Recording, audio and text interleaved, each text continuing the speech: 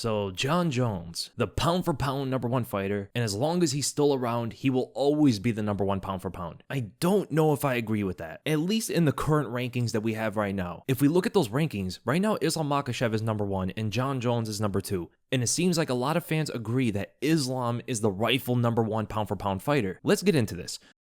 So both Dana and Jon Jones are pretty much saying that Jones himself is the #1 pound for pound fighter and not Islam Makhachev. In fact, Jones went to Twitter to express his opinions about this, and he seems quite irritated with people thinking that Islam is better than him. This is what Jones said, quote, "So let me get this straight. You go through an absolute dogfight and pull off a last-minute submission, and that's what makes you the best? I guess getting injured means you suddenly lost all that skill. Just curious." Unquote. Wait, why is Jones saying this when he lost to Dominic Reyes? Like, that was a dogfight as well. A dogfight in which he was losing, and he didn't pull off any submission, any finish at all on Dominic Reyes. At least Islam, #1, got a finish, and #2, he fought Dustin Poirier. Dominic Reyes, no disrespect to him, but he is not even near the level of Dustin Poirier. Dominic Reyes and Dustin Poirier should never belong in the same sentence, and I can't believe I even had to make a sentence with both those fighters in it. Jones also almost lost to Thiago Santos, and he couldn't even finish Anthony Smith. Islam Makhachev is finishing almost every single opponent he's come across in the last how many years? Islam should be the #1 pound for pound fighter in the rankings right now. In his last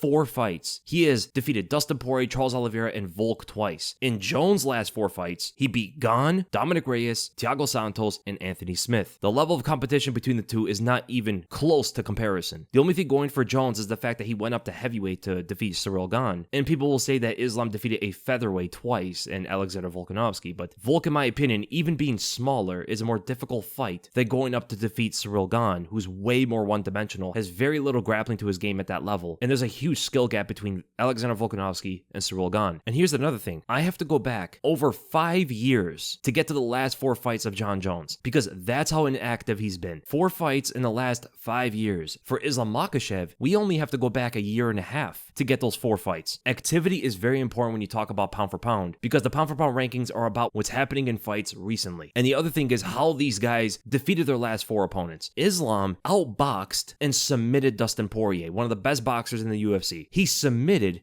the greatest submission artist in UFC history, Charles Oliveira. He won a close fight against Alexander Volkanovski in his prime, in enemy territory as well. And you could mention about the whole hydration thing. And then in the rematch of Volkanovski, who did come up on short notice, he knocked him out in the first round. In Jones' last 4 fights, he easily submitted Ciryl Gane. Very dominant win there. But before that, he lost to Dominic Reyes. He got outboxed, and he arguably lost against Reyes. And before that, he almost got beat by an injured Thiago Santos, who injured both of his knees early in that fight. That fight should not have been as close as it was. Now, some people will say it's because Jon Jones trying to fight Thiago Santos in his own game. Sure, but Islam does the same thing. And not only does he beat them, he finishes them, opponents who are at a much higher skill level than the guys that Jon Jones is recently fighting. And then the 4th fight of Jon Jones, he beat Anthony Smith, went to a decision, couldn't finish him. The only decision win that Islam has in his last 4 was a prime Alexander Volkanovski. So not only are the opponents that Islam is beating better than Jones' opponents recently, but most of those wins are more impressive than most of Jon Jones in recent fights. Both fighters have an incredible resume. They defeated great fighters, show great skills out there, but the rankings you see on the UFC website are about current fights, right? At least all the divisional rankings are about that. And I would believe that the pound for pound rankings would have to be somewhat similar, right? Recent activity has to be taken into consideration, and I think that's the reason why you would rank Islam #1. He's been so much more active than Jones, while defeating high-level fighters at the same time,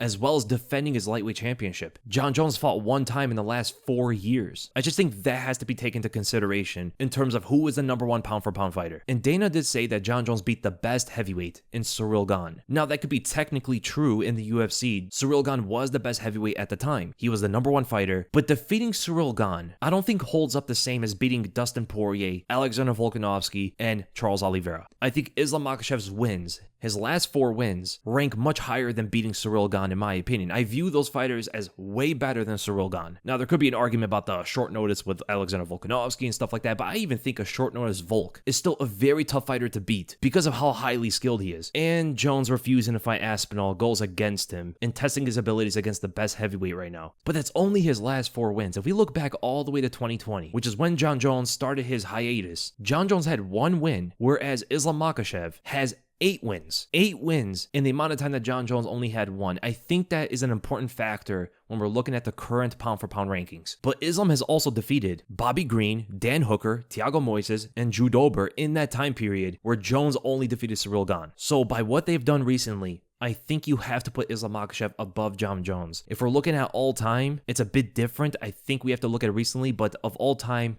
yes, Jon Jones is probably above Islam Makhachev. Now, when we look at skills, Islam is one of the most well-rounded fighters we've ever seen. And not just well-rounded. I think there has to be a distinction in terms of being just well-rounded and highly well-rounded. Well-rounded is just someone who can kind of punch, he can kind of kick, he can kind of wrestle, he can kind of grapple, he can kind of clinch. He has a grasp of all the areas of MMA, whereas Islam Makhachev does everything at a high level. He boxes very well, offensively and defensively. He kicks very well. Great wrestler, great grappler, great in the clinch. This guy just outboxed the best boxer in the lightweight division. He's a phenomenal kicker, shown throughout the Charles Oliveira fight, the Alexander Volkanovski fight, and just many more examples. His wrestling is just without to be said. You don't even need to mention how good he is on the ground. His knees in the clinch is really good. Seamless transitions from boxing to wrestling, chains together different takedown techniques better than most. A great example was the finishing sequence against Dustin Poirier. He has great weight transferring, his footwork is on point, sometimes he does get reversed to the fence, and he may not have the same kind of chin as Jon Jones, but in terms of just technique of well-roundedness, there's very few like Islam Makhachev. I mean, other examples you could point to like George St. Pierre or Demetrius Johnson, maybe Alexander Volkanovski. With Jon Jones though, he is very well-rounded, especially for a light heavyweight. There's never been a light heavyweight that's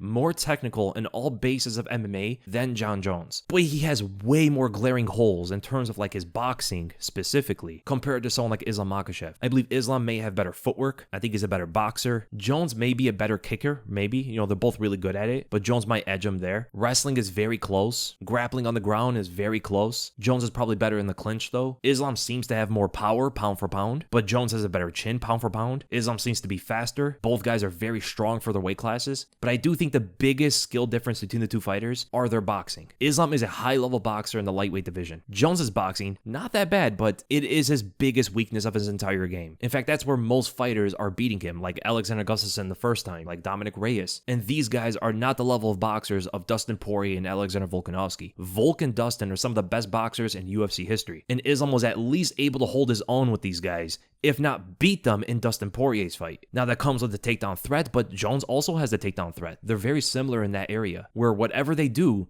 there's always an instant shot to the legs that can come out of nowhere. So the opponent always has to be ready when they're striking with Jon Jones or Islam Makhachev to start defending takedowns. So we look at skills across the board and put them across all weight classes. It's close, it's very close, but there is an argument for Islam Makhachev there as well. Not only what he's doing recently in his career, but just skill for skill. I think you have to put Islam Makhachev, with everything that's happening recently, as the #1 pound-for-pound fighter in the world. At least until Jon Jones proves otherwise. I mean, he's only had one fight in the last 4 years. So it's an interesting debate. Dana was talking about it. He believes that Jon Jones is the greatest to ever do it. He's the pound-for-pound #1. No one will ever be above him until Jon Jones loses. And even at that point, I don't know if he would put Jones below someone like Islam or someone like Volk or anybody else high up there in the pound-for-pound rankings. But what do you guys think? Do you think Jones is #1 or do you think Islam is #1? Who do you think is the more technical striker? Who do you think is the more technical wrestler? Whose skills translate weight classes better than the other? And do you believe that recent activity has to be important when we're talking about the current pound-for-pound rankings? Or do we just look at their entire careers and rank them upon that? So I'll see you guys in the next video. Make sure to give the video a like, make sure to subscribe, hit the bell for notifications, and have an awesome day.